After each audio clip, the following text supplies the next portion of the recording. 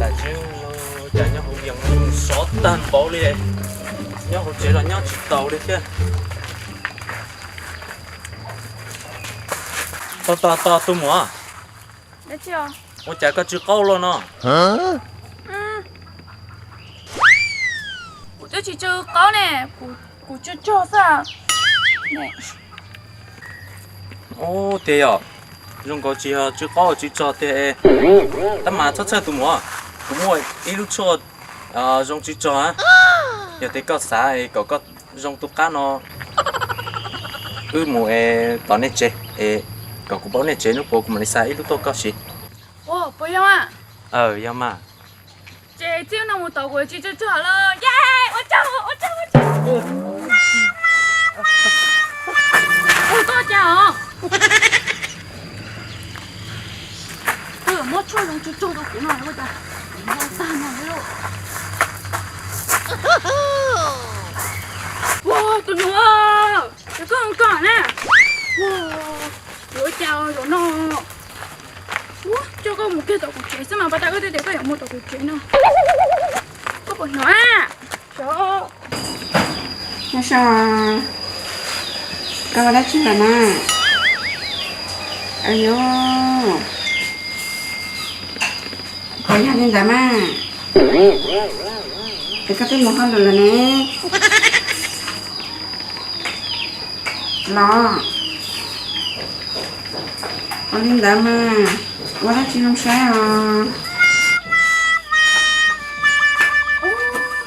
有個幾啥呀？幹嘛去了呢？不懂幹。nè, sao mắt trẻ của nó tờ đâu tụi nó rõ. Rồi đi chung á. Chẳng mà. Ôi dô. Chú nằm nọ, mụ á chị lọ rồi. Ê, cái dòng như nói mụ chẳng à. Ủa, trời, nó sao lỗ sao? Con nhìn nó phá nhiên này, chẳng có chị vô chua đâu. Ô, của nhiên của tôi cho một leo của tôi mốt thả nè. Sao kêu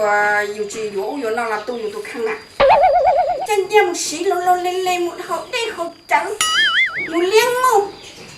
Con mà chị chê khoi nữa. Ôi trời yêu chị nó tôi khăn yêu chị vô chua là bằng yêu cả chứ khá đâu. Wow. Chị chê khoi thì hai một cái chị vô đi. Bỏ tông cân bà nè. Ê,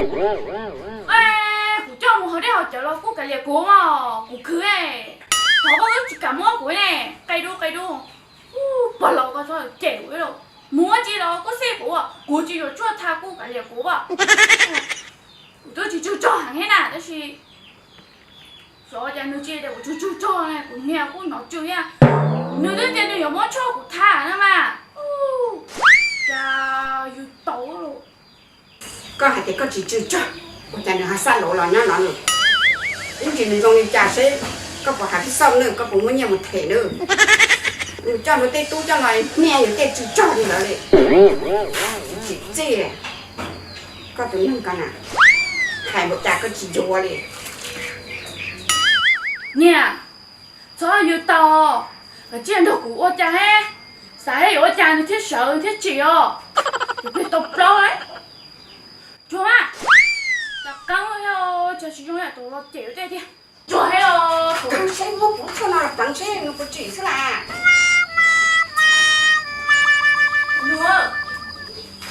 Nó. Sao chế à, sợ. hả Chú. Câu chào. lên từ nó nè Tụi nó của nhà hả? cha cô là nhóc nó Ê, có bò nặng kẹ của cháu có lo trẻ.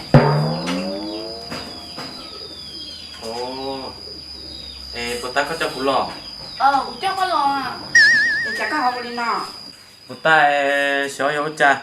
có tụng chạy chú cho thôi là cha này kia lại dễ cú chế toàn cho tiền tôi tế tròn tiền à Ôi dồi, cũng như chạy nữa hả? Còn nó tu khăn đó nè. chạy chỉ của con chứ luôn à. Ý là cũng muốn nó nạp lắng à tu. Ồ. Tôi cũng chỉ muốn nó nạp lắng chỉ có tôi chỉ nói đi à. Chứ Sao chẳng. thì trái thì chỉ có chỉ nói chỉ nhô này chỉ có thêm một cái lúc cho nó nạp lắng coi rồi. Ê, nên nó chế nó là. Bé chéo nào. Ê, tôi nói cho chưa? Ê, tôi nói cũng nhiều. Con nè. Ê, chỉ tao nó cấm bên với chán không? Của bên bé hồi tiền bắt tôi chéo nào. Nó. Ê, con nè. Cô bé xì nữa nè. Thế con nói rong quá. Rong hả? Ồ, tôi con nói rong mà. Ê, tức là có nên chế nó chế cũng cho ăn một chế hả? Cái một chế khó tiêu nó. Có bạn trang trái nó đã tiền chửi cái lò. Ồ. Em bây nhỏ bênนู้นก็ตัวเด็กขึ้นค่ะลงไปทำตัวกู Con đấy mà. Ê, cũng một chế hả? Nếu phải á. กล้าเสื้อ Cái to mi tu. เนี่ยเยอะกว่าเพื่อนหนอเด็กจำมัวบอกอยู่ Rồi. Tôi cần.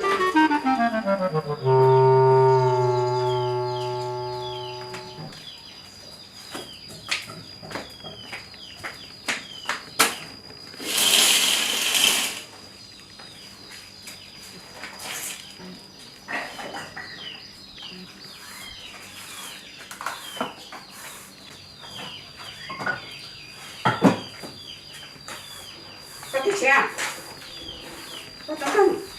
Có chịu nổi đấy nè. Có mình xài là bỏ hơi ít lần xem nào. Nhưng mà thêm cua hả thì chỉ nhỏ khó cũng lưu hả. Cải tông căng thì tông căng rồi chúa cho nổi này. Có sao tông có sự. Cái chỉ cho sao tông chèn cho nữa hơn nữa mẹ. Có thể nằm cho sao? มินนาก็มาว่ามินนาว่าหรือน้องโตเจ้าเจ๊เจ๊เนี่ย Ôi dô,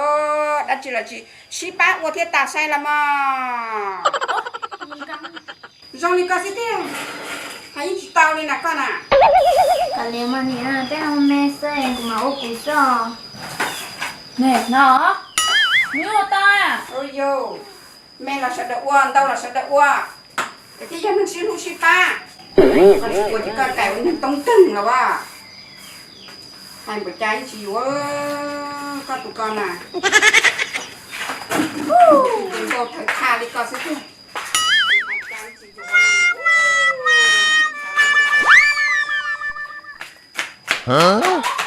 มินนาไม่รู้ Chứ một shop trả nè.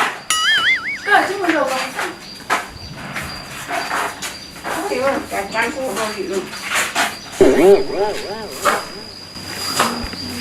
Nó được với nhất chế này. Ồ. Ta tấu hơn đỉnh là sao? โอ้ไปสิก็ตัวเหรอ Ôi mi tu, có tôi là. Tôi mà. เอ๊ะ Nhờ tay có tuôn sang cô cười à?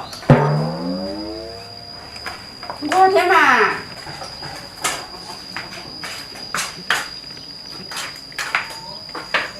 เดี๋ยวนะไปสิ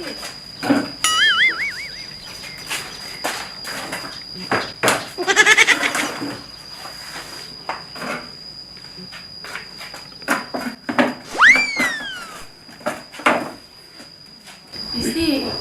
ก็ตัวหน่อยกว่าช้าก็กูรีได้ก็หายอ่ะ Cô tí trình khí đề, cô ta cô tốt giờ tỏ, cô tí vô ít tấu đề tỏ học cô tí trình khí đề hả? เหรอ À.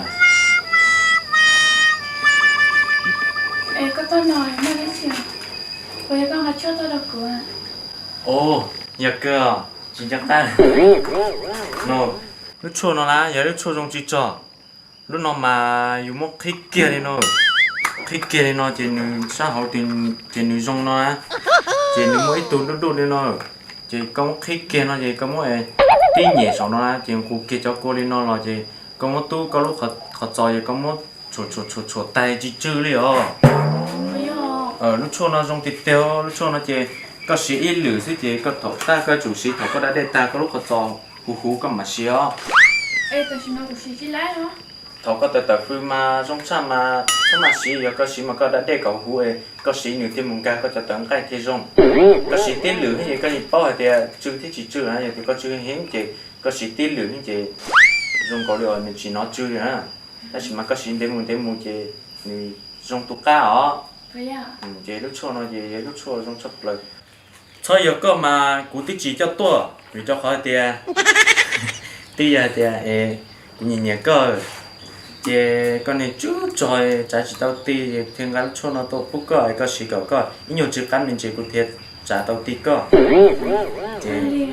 但mà lúc cho nó hay thì téo giờ cho có cuộc chiến cá tôi cho cái tên kỳ kỳ ơ chị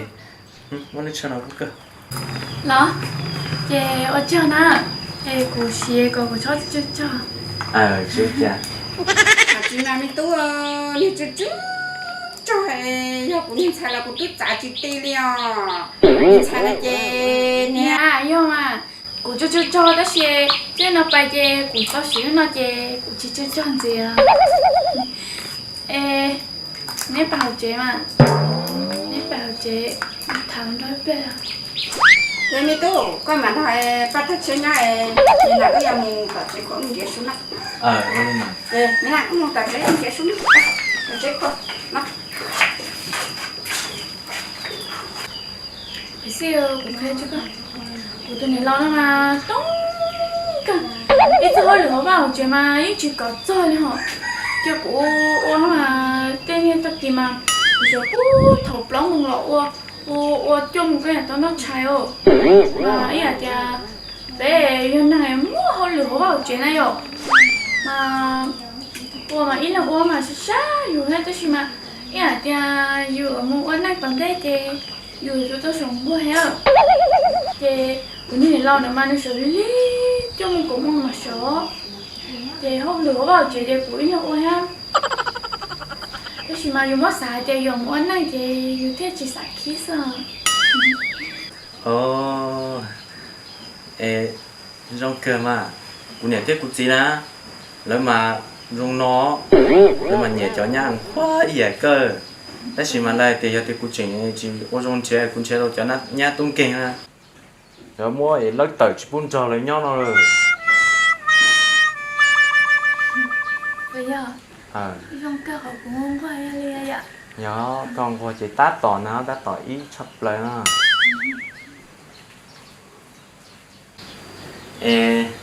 ba thật xe cũng nếu mà hay mà cũng tôi cũng sáng nhau cười đó là mà còn anh chị có sự lúc sau nó cả sao chị chơi thì giờ cũng tôi cả cũng nhát tối rồi mà chọn cái con cho có nhát đó nè nè của tớ này tao có lúc sau nào chơi cùng mới đi tôi cho xếp lại ông một bên ngoài của các tôi có thể sẵn đồng nhân để nhưng mà cũng cho các một chè anh thì với các hạt trà với các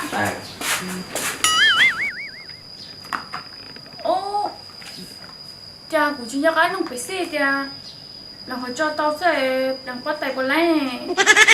luôn có tay chưa chở thế đấy ôi cha sao mày nói tức là sao mày ốp hà lần gõ nó cha lúc mới chúng chơi rồi nha đừng quá nhát ngon quá thế này trời nhát quá á lấy nâng quá này rồi tay đeo cho xà lại kỳ xà lại cho chia kỳ tai rồi nâng đông cái bé á rồi tay đeo cho chỉ cho xà lại mà thế chuyện kỳ nhiều á cha chơi rồi nâng quần kỳ nhiều quần đông kỳ nhiều vậy vậy mà tao nói nó phải xì chê tao muốn nói đây chơi nó cho lộc lắm phải xì chê cả tôi nằm đó cái gì vậy cho kiểu gì này có dùng cái thứ nào bây giờ lại cũng chỉ cái là nó sẽ bỏ lại món đó mà nếu nó chơi kỳ rồi ít lúc té cho ship hàng rồi có chuyện gì thế nào cũng một cái gì có ít lúc có trâu cá nào có nó mà ít lúc té cho trí có nữa tiếp cái gì cô chơi anh nói của cái đi tú phải ngủ lỡ ta li ấy cái chị nung xe ya mù đã chị chị mù sơ mù thả tao không có thả ra thế tôi này tôi bỏ lại bỏ lần xe cái hai cháu là chị nung kia họ ôi yo cái mình nhiều lo lo chứ là chỉ rất rất muốn lấy mà nó sẽ mà của chị của nhà trong hai cha nè con nhà cái trong hai có của hai ô giờ tuần xài mà của hai là mà thì xe tụt tú chạy cái là chủ tao hai của cha hai cơ thế mà nó sẽ mà tới mình nhỏ nó chơi tức chỉ dùng của kia chơi dùng mình nhỏ cá kê dùng lót tê ô có chúng mà lúc trong hai lo của hai có hai mươi nhỏ xe có chúng hai mươi nhỏ cá kê dùng con đó hả mà có blog của chị sống mà tôi rõ luôn à nè thầy của đứa sĩ tôi rồi hồn rồi nè là chị hai nè chị hai thì chị thả tới tôi qua lại tới tôi cần lo xe tưởng cho con hai đó thì chúng nó có hai rồi đây nếu mà chỉ lo của mà lấy hai mà cái này nó rất tác rồi nhưng chỉ là cái nó lấy cái tác cơ nó sẽ nó có à ô này cái gì cho nên yêu khủng lo chỉ chơi của nó để chỉ muốn nó tả ha ô tôi ta chỉ nó có phải chỉ ta chỉ lo à nghe chưa nó có niệm ước wow rồi đi mua gì mà nè yêu khủng lo chơi tới lúc này cho bó cho nó không chán rồi nhưng mà chỉ lúc lo cuối đến nó chơi lo sao thứ chó lúc nó chơi trong hình mà chị sợ đó rồi không mua gì như các bạn mua gì ở nếu tụi mình mua chơi cũng mới thổi ít gì mà ô con niệm sẽ có tức theo của lý ba vả cho YouTube để xí tả lo từ những tộc kia nè trong kia là có hai đi đợi có gì hai đi đợi cái ô ly có gì này cái ô ly trà nữa có gì này ô ly trà nè nếu chưa nuôi chỉ cho không một khổ à cái nếu mua chi à cái túi chơi ít ta kia nó mua lo trong tao không mà này chỉ tôi nữa này á này mua lúc con cười à chứ khe lời cái mi tu chứ khe cái nó của mà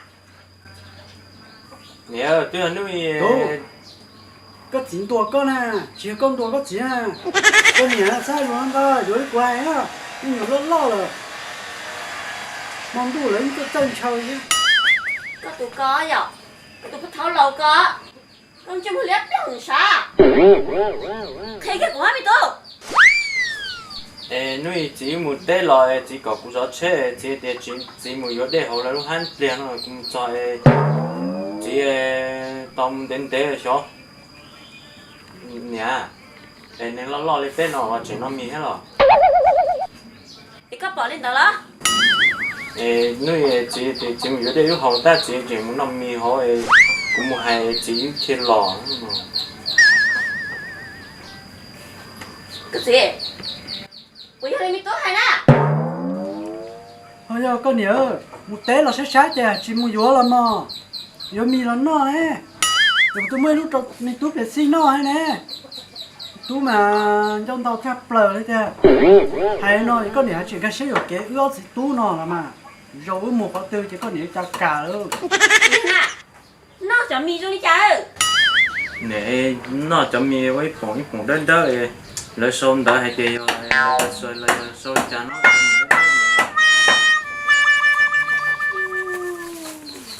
cóอยู่ร่มหน้าเหรอก็ตุ้นถึงđược có mấy cháu con nhỉ nè xuyên lo mình gì mẹ nhiều có hai tờ kia tiền mì rồi thích ăn thêm bài cho tao tôi mua lòng tàu không đây bây giờ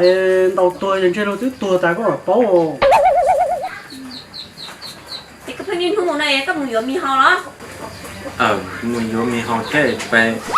oxy thả không câu hết rồi thì có một thả lông coi có một thả nó thứ tuần sai nè nếu cũng biết chuyện cho căn nông nên niệm là lúc về thế rồi tất nhiên mà nông tuần sai thì lúc về hồi bắt đầu chia nó mỗi tuần niệm lo mà tung kinh rồi đây mà một thả mà chúng nó niệm là chỉ tem bê nó thấy có chỉ ư ấy bỏ trong thả mà theo hạt thảo á giờ tu rồi có nè hai nữa có lo tốn game một coi cho chúng mình tới tu bao nhiêu tốn game hay nữa mình sợ chờ Nè thế gì em nữ tuyết tiền nữ yên không có cơ nó thế cũng một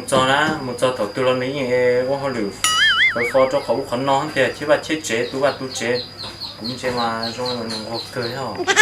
chú ơi giờ này mà có một thả mình cho đúng cho cũng một thả hết nè cái gì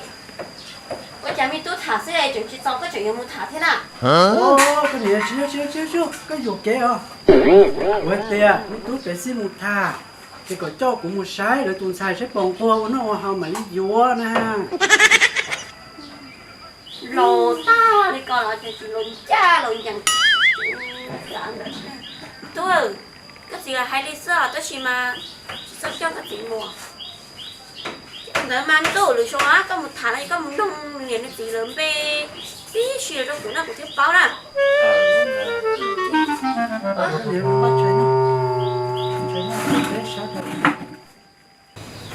alo nhớ cho tay nhưng mà chị à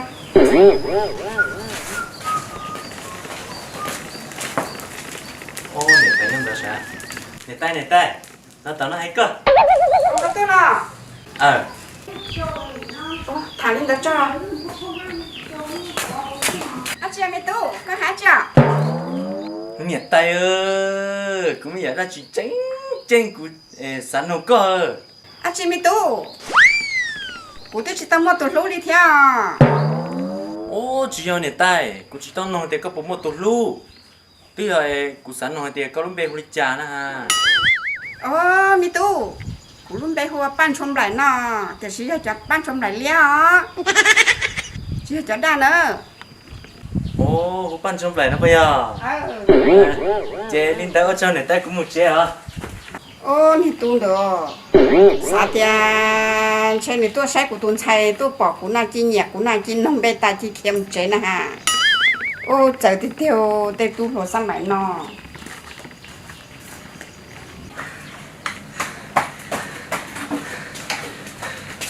nè chị cũng tôi muốn nông to à cái nước to chuyện nào mi tu bắt tay nè tôi thì có cũng muốn nông sẽ tôi luôn có nè lúc bé hồi trà nó nè cũng muốn nông nè thì nè lúc bé hồi chôm lại nó ô lọ chôm lại xe nếu mẹ không có support nếu mẹ không có cày đấy thì nhẹ báo na tú ơi cái gì có một nông mà nông luôn tu ni tu xí luôn bé ha chưa nông tu nhẹ ha luôn bé con chơi phút thấu là chúng có ổn đâu ha chị mà để các bạn đừng đoa ô lo chị sai tiền chơi một nông nên nè không là to nó chơi nên đó mà cho các một nông sẽ nên chỉ luôn bé hồi trà mà chơi cho các mùa còn khá đó chị muốn nó có rồi chị chè thả tao thấy tôi nghe tú ô ba lấy ba lần cái chè sẽ nó thường ta coi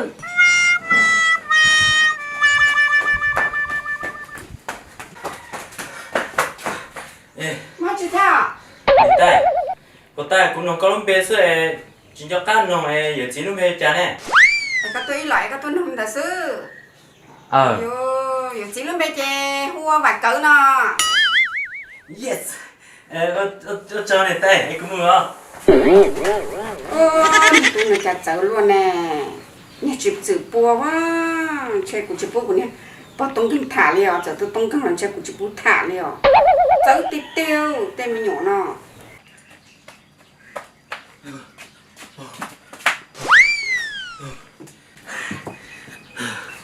nè chưa nông lách kìa không ai lọ em hôi chao em hai tên nữa chỉ hô và vần thơ chưa không cho nó hô và cỡ nó ô chứ nói về bà cỡ xéo bé xong nắn đây nó nè có một thằng bà cỡ tu sai chị tê rồi giờ tu nhà chỉ có một thằng tu nhẹ bao wow chị mà đạt tiêu lòng đó này từ nhớ thảo một thái này tuần trái ha cái này bỏ nhiều cỡ xong rồi chơi cái từng thật thành nhiều cỡ bỏ bao cơ mà nếu mà chơi tu bà cỡ nè chỉ tu bà cỡ nhất thì tu rõ tí sao mà tu tao biết xong này chỉ cho tí tuần đấy ô ban chùa nếu mà cái chơi tu có nhớ cái bỏ này xong cái giờ chơi cái từng thật thà nữa theo lúc thả lô ra lúc chỉ tao thả chỉ chơi chán nữa có tao kế lúc thả lô đó yêu cô té lúc thả lô đó yêu chỉ té cũng mua hơi chỉ đâu mà đà luôn liệu ơ đà mua cái này mà cái thả nó cũng yêu té ho không té gì đâu ôi yêu đi cầm mà chuyển xong đi cho cái từng thật thà nhiều cỡ tiếp bóc cỏ nó hay đâu nhưng mà cái cha bố của sao nó tu nó thì ở tuần sau đấy tụi tung keng nó là thả luôn sáng là tụi tư đó giờ tụi tung keng nó chịu cho lỡ con chuyện ta đó giờ mà tu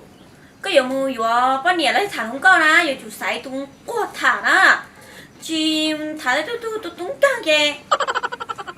là cho chuột ha ô nè thế chưa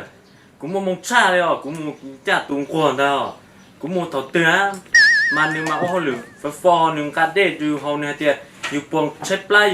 nếu ô mỏ yêu nọ yêu quần khi đê nếu cá đê tôi yêu hậu ta mà tụi ta mà chó để rồi trong quần mà nếu giả trong quần mà nếu em quần non quần hậu luôn quần uo luôn mà nếu thì chó này thì chúa rồi chơi có số tông tan liên nên đó thì rồi cho nên có số tông này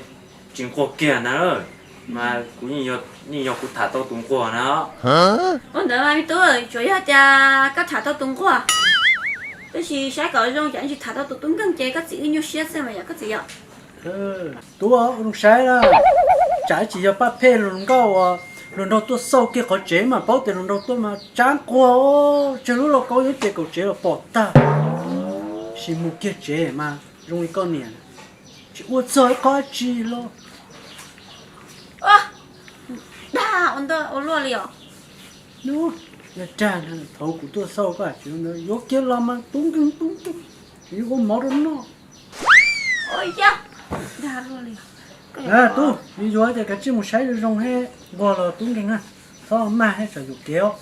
dạ mà mi tôi giờ chuyên khoa lần khoa đi cố sơ mà cái tao ôi dùng qua đi con này thay vô đấy sẽ có bộ máu đó nó của con này nó cũng kinh đâu cái gì khi mình nhồi khi đấy cơ nhà trước kia nó mò trước kia lúc này tiền đó tôi bỏ tôi qua chắc có tôi bảo vô mò hay là có gì tôi sẽ vô đi bạn này thế gì thế chỉ mà cụ sai thì